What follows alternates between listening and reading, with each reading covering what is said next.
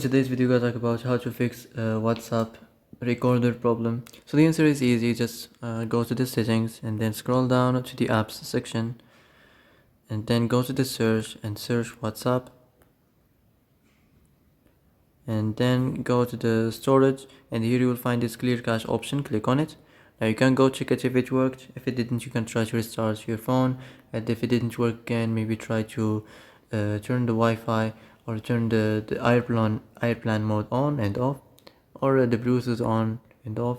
And if it didn't work again, try to clear data, but be careful. If you clear data, all your files and all your media and the chats and the messages will be deleted, so be careful. So that's it for today's video. I hope this is the answer you've been looking for. If you like this video, don't forget to like and subscribe, and see you in the next video.